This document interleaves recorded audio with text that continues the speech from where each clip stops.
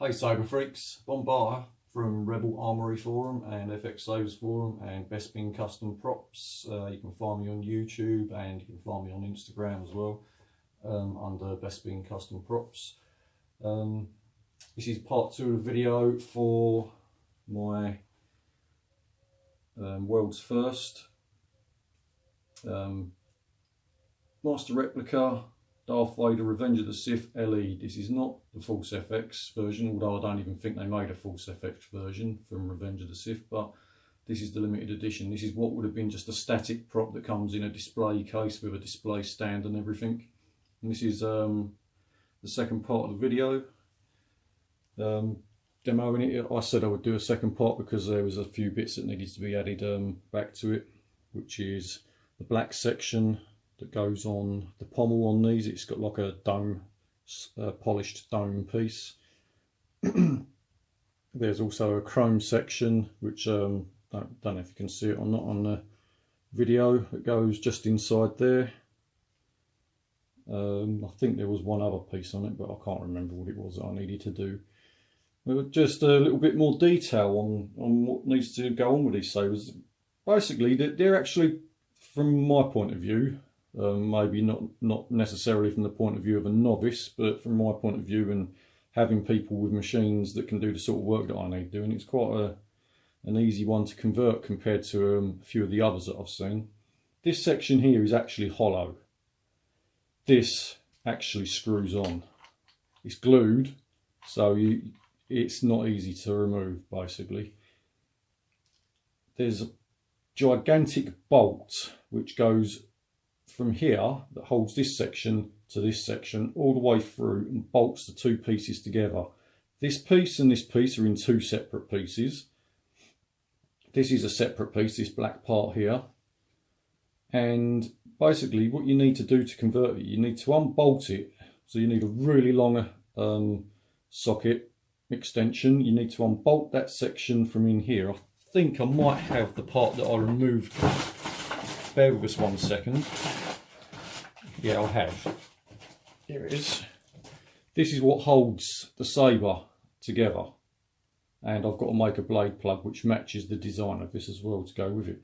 And that basically holds the two pieces together. And this chrome piece is also a hollow section, which is why I'm absolutely amazed that no one has bothered to convert one of these before. Maybe they thought they were solid because these are really heavy, but this is actually brass tubing that they've used on this, so they can chrome it without worrying about the chrome flaking off. So that bolts all the way through in there. So what I had to do was I had to design a blade holder that would also be the heatsink for it, which also had to have a threaded hole in the back of it, which matches that size thread on here, so that I could then use another bolt into the back of where the heatsink would be, which was really thick, the base of the heatsink, and then the blade holder basically holds all of this all together and it bolts the two sections together. And the blade holder is now, because I've got a NeoPixel fitted in it, it's not fitted how it was going to be fitted with a normal tri-cree, because once the Profi board was released, I decided this was going to go with a Profi and not just going to go with a tri-cree, which is what the original plan was, which is why it took about another 6 or 7 months longer for me to get this saber completed. It should have been done last year, but I decided to wait on the Profi board because I just want the smooth swing more than anything else. I don't care about really the NeoPixel, it's the smooth swing that done it for me on that board. So yeah, I've basically got a KR Sabers pogo pins inside there, so I can use a NeoPixel with it. And it's got the Profi 1.5 board fitted to it. It's a heavy saber, to say the least. I've got a high amp, high output 18650 battery, which basically runs from like there to there, so there's only that much room left for actually fitting a board in here, which means you're limited on boards. I wanted to put a crystal focus in until I realised that about the spacing inside these. So this black cap, I've also made this black cap removable as well. It's not the kill key. Now the reason I made it removable is because when you fire it up, I want sound and I want good sound. With this capping the end of it, it's pretty quiet. So I made that so that that can be pulled out and removed. What I've actually got inside this is an O-ring, and originally I had a 24mm speaker in it, but I realised that the 28mm speaker fit perfectly in there. So the speaker's in there attached. I've got a piece of foam on it so that the shocks from basically stop the board from reacting and giving you false clashes. And what I've got in there is the chassis, which is the rear half of the chassis from my recent 89 Sabres Mace Windu chassis that I've just done for a couple of Mace Windu Sabres I'm building, and I've used the prototype, the rear half of the prototype chassis, which wasn't used in any of the Sabres obviously, because half of it's in this, and it's got a 1.3mm kill key fitted underneath it. So I'll just put that back in there, and I'll run through a quick demo on, well, it'd be actually a good demonstration for people that follow me on my channel, for them to see what the actual Profi board's all about, really. Now the question is whether or not I've got an Allen key that will fit this. Now some people might think, oh no, you've screwed an Allen key in through the black section on this, but no, I haven't, because there was already, as part of the design on this Sabre, there was an Allen key there, and there was an Allen bolt or a grub screw, whichever you want to call it. There was already one fitted there, which just happened to be a 440 size screw, and there was also one fitted there as part of the design on these. Now the thing that I wanted to do was make sure that this was strong. These weren't actually screwed into any metal, they were just there purely for aesthetic reasons. And what I've actually done is I've actually threaded through, drilled into this tube, so this now holds this tube tight, where it wasn't doing that before, it was just glued together, the two pieces. And the same for this is now the retention screw, so I drilled all the way through the two pieces, and it's now the retention screw for the blade. Now this is whether or not I've got an actual Allen key that fits this, because I lost my Allen key the other day and it doesn't look like I have got the right one for it. No, I haven't, so I'll have to hold the blade while I demo it and wait for my replacement Allen keys to turn up, because I don't know where my 1.3mm one went. So the other thing with the emitter on this, not only were these two pieces in two separate parts, but I had to have these machined internally as well, because if I didn't have these machined internally, I wouldn't have been able to have any bigger a blade than a 3/8 size blade in it, and I wanted the 7/8 size blade at minimum. I actually wanted originally a 1-inch blade, but then if I did a 1-inch blade, then I wouldn't have been able to put this chrome section back in, which I also had to machine the back edge of it down to reduce the height of it so that a 7/8 could actually fit in here snugly. And in doing that, to have the 7/8 inch blade holder, I also had to have these pieces machined down so that the blade holder would actually fit as well. Right, so on to the demo. Enough talking. The rear of the control box is the power, and the front is the auxiliary on it.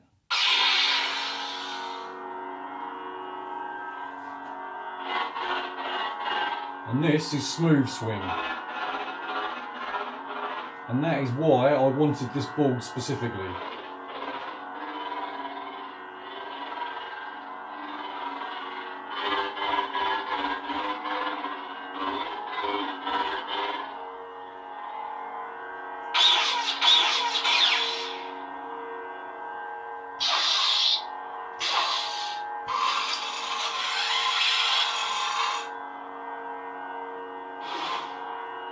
So there you have your lock up and force effects on that font. I'll just cycle quickly through the fonts and show you the different blade styles. Smooth Jedi.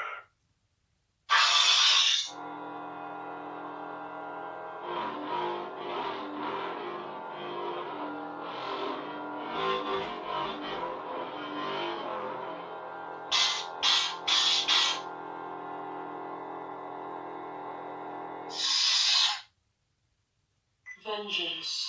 This is one that I added to it, which is one of the smooth swing fonts available on saberfont.com, which is Vengeance.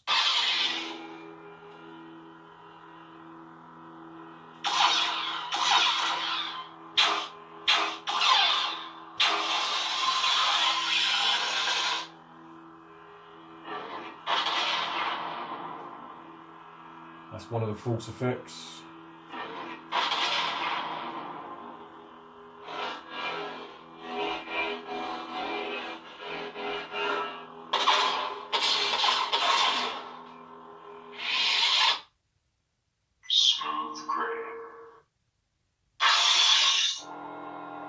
Obviously it's a flame effect style blade.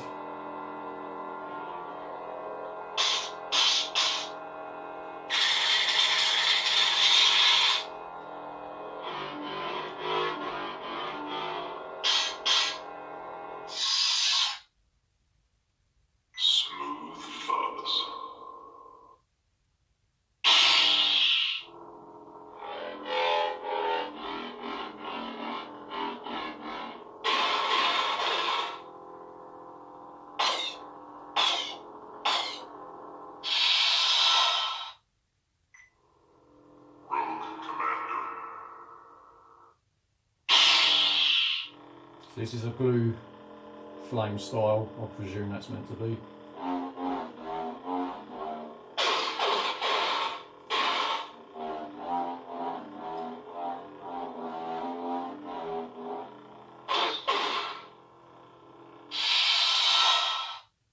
Lord Vader. Speaks for itself.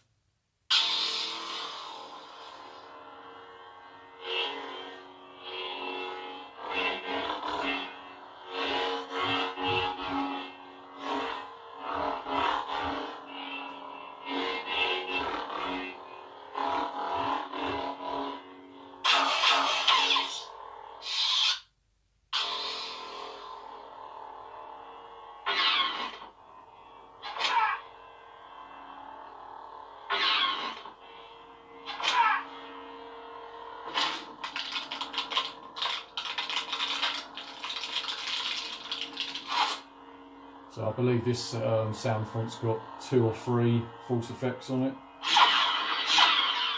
Obviously there's blaster block.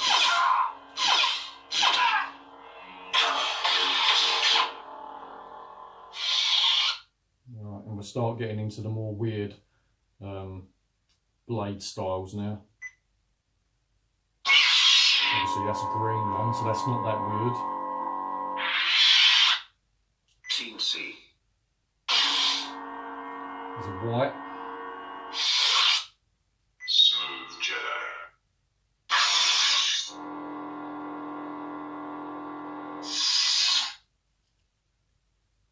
Smooth Gray.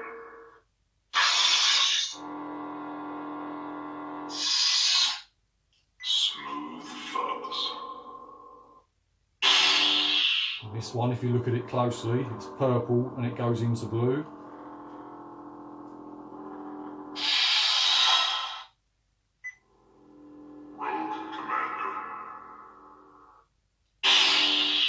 And there you have a rainbow effect.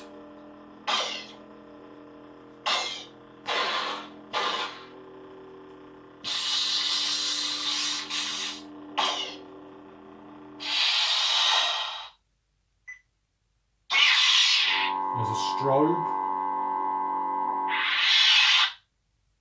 Teensy. And that one, I believe, is just like that, so you can set it up for your own colour effects.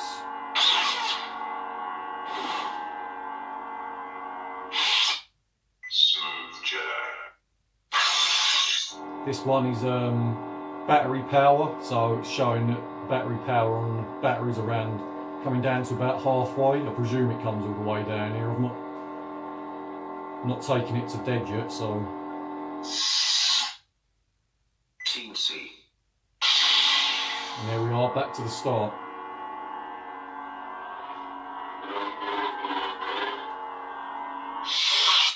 So, anyway guys, I know it was quite a long demo video and a lot to explain and talk about, but Feel free to subscribe to my YouTube channel, follow me on Instagram under Best Bin Custom Props, and I've also got a website, Best Bin Custom Props, if you want to contact me there, if anyone wants any builds doing, installs, custom sabers, just throw me a message or email me, and I'll be happy to talk about anything you want.